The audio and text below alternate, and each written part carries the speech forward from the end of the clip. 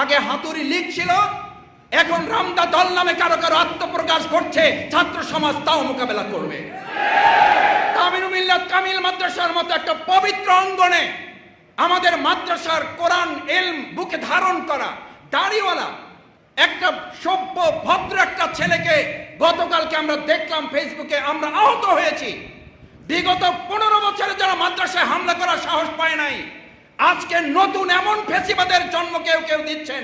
আমাদের এই মাদ্রাসার ছাত্রকে আহত করতেও তারা দ্বিধা করেন না। মনে রাখতে হবে, আমাদের আমিরে জামাত স্লোগান শিখান, আবু সাইদ মুক্ত, শেষ হয়নি যুদ্ধ, এই যুদ্ধ করে এই ফেসিবাদকে মোকাবেলা করা হবে। আসসালামু আলাইকুম ওয়া রাহমাতুল্লাহি ওয়া বারাকাতুহু।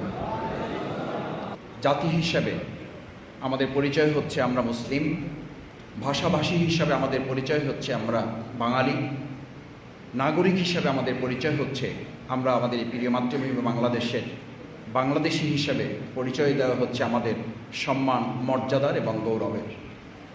সম্মানিত সুধী মণ্ডলী, ভাষা আল্লাহ তাআলা প্রদত্ত আমাদের জন্য একটি বিরাট নেয়ামত। কোরআনে তিনি উল্লেখ করেন আল্লামাহুল বায়ান, তিনি আমাদেরকে ভাষা শিখিয়েছেন।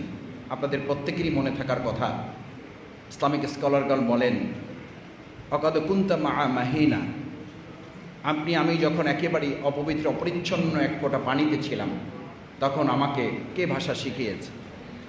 আমাদের জীবনের প্রথম শুরু 2 বছর ভাষা কি ছিল?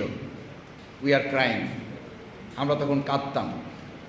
2 বছর ছিল কান্নাই আমাদের ভাষা।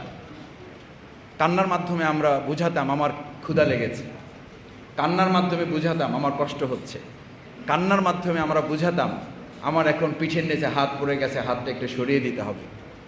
এই কান্না থেকে যে আল্লাহ সুবহানাহু ওয়া তাআলা আমাদেরকে আল্লামাহুল বায়ান আর রহমান তিনি পরিচয় দিচ্ছেন। সুতরাং এটি বান্দার জন্য, মানুষের জন্য আল্লাহর পক্ষ থেকে অনেক নিয়ামতের মধ্যে একটি বড় নিয়ামত। 21 যদি অন্যায়ের কাছে মাথা নত না করা হয়, তাহলে 2024 সালের জুলাই আগস্টের গণ অভ্যুত্থানের পর আমার দেশে যদি আবার দখলদারি হয়, তাহলে এটি কি অন্যায় না? অন্যায় না? সেই 21-এর চেতনাকে ধারণ করে আমরা ওই দখলদারের বিরুদ্ধে আবার মাথা উঁচু করে অন্যায়ের কাছে মাথা না করার সিদ্ধান্ত আজকে আমরা এখানে গ্রহণ করব। এই দেশে যদি আবার চাঁদাবাজের কোনো সংস্কৃতি কেউ চালু করতে চায়, তার বিরুদ্ধে অন্যায় হিসাবে চিহ্নিত করে তার বিরুদ্ধেও আমরা মাথা উঁচু করে 21 থেকে শিক্ষা নিয়ে তাকেও আমরা প্রতিরোধ করব। আমরা খুব দুর্ভাগ্যজনকভাবে লক্ষ্য করছি, শিক্ষা প্রতিষ্ঠানগুলোকে পরিকল্পিতভাবে অস্থিতিশীল করে কোনো কোনো ক্ষেত্রে এই সরকারকে দ্রুত সময়ে ব্যর্থ করে, সংস্কারকে ব্যাহত করে, তথাকথিত যে কোনো উপায়ে একটা নির্বাচন আদায় করার লক্ষ্যে এই সমস্ত বিশৃঙ্খলাগুলো করার মূল লক্ষ্য হচ্ছে সংস্কারকে ব্যাহত করে তথাকথিত একটা নির্বাচন দ্রুত করার মধ্য দিয়ে কেউ কেউ ক্ষমতায় যাওয়ার জন্য একটা দুঃস্বপ্ন বাস্তবায়ন করতে চায়। তার পরিণতি আমাদের কুয়েট, সেখানকার ছাত্রদেরকে রক্তাক্ত করা হলো না শুধু, আগে হেলমেট বাহিনী ছিল, আগে হাতুড়ি লীগ ছিল, এখন রামদা দল নামে কারো কারো আত্মপ্রকাশ করছে, ছাত্র সমাজ তাও মোকাবেলা করবে। কামিল মিল্লাত কামিল মাদ্রাসার মতো একটা পবিত্র অঙ্গনে আমাদের মাদ্রাসার কোরআন ইলম বুকে ধারণ করা দাড়িওয়ালা একটা সভ্য ভদ্র একটা ছেলেকে গতকালকে আমরা দেখলাম ফেসবুকে, আমরা আহত হয়েছি। বিগত 15 বছরে যারা মাদ্রাসায় হামলা করার সাহস পায় নাই, আজকে নতুন এমন ফেসিবাদের জন্ম কেউ কেউ দিচ্ছেন। আমাদের এই মাদ্রাসার ছাত্রকে আহত করতেও তারা দ্বিধা করেন না। মনে রাখতে হবে, আমাদের আমিরে জামাত স্লোগান শিখান, আবু সাইদ মুক্ত, শেষ হয়নি যুদ্ধ, এই যুদ্ধ করে এই ফেসিবাদকে মোকাবেলা করা হবে। আমাদের যুদ্ধ শেষ হয়নি, আমাদের যুদ্ধ যে শেষ হয় নাই, আমিরে জামাত গতকালকে একটি স্ট্যাটাস তিনি দিয়েছেন।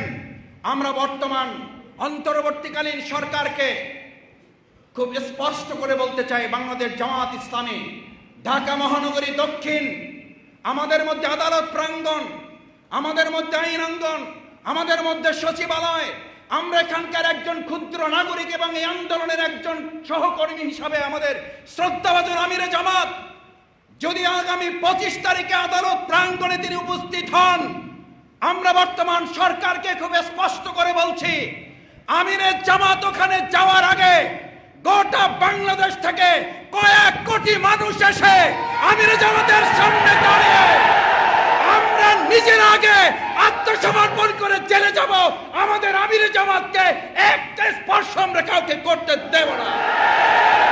আমাদের আমিরে জামাতের কাছে কাউকে আসতে হলে আমাদের বুকের উপর দিয়ে আসতে হবে।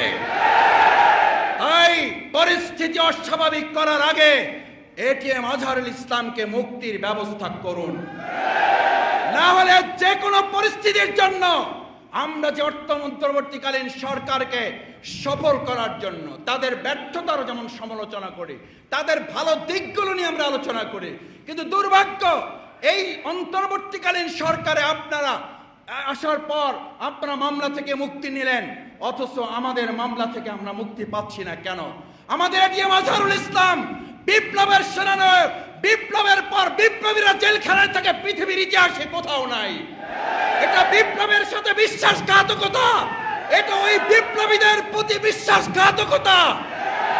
বিশ্বাসঘাতকতা করে কোনো সরকার সফল হতে পারে না। আসুন, 21 মানে মাথা নত না করা, 21 মানে অন্যায়ের কাছে আত্মসমর্পণ না করা। বাংলাদেশ জামাত ইসলামী আত্মসমর্পণ না করে, মাথা নত না করে আমরা যেমন ফাঁসির মঞ্চে হাসি মুখে গিয়েছি, আগামী দিনে এই বাংলাদেশকে দুর্নীতিমুক্ত, ফ্যাসিবাদ মুক্ত, আওয়ামী লীগের বিচার করে ন্যূনতম সংস্কার করে তারপরে নির্বাচনের জন্য বাংলাদেশ জামাত ইসলামী ঢাকা মহানগরী দক্ষিণের পক্ষ থেকে আমিরে জামাতের যখন যা নির্দেশ আসবে সেই নির্দেশ পালনে জীবন বাজি রেখে আপনারা কি রাজি আছেন? আসুন, আমাদের 21-এর সেই চেতনা, আমাদের ভাষা দিবসের সেই চেতনাকে ধারণ করে আমরা আমাদের এই প্রিয় মাতৃভূমি বাংলাদেশকে গড়ে তুলব। সেই হোক আজকের প্রত্যয়। আসসালামু আলাইকুম ওয়া রাহমাতুল্লাহি ওয়া বারাকাতুহু।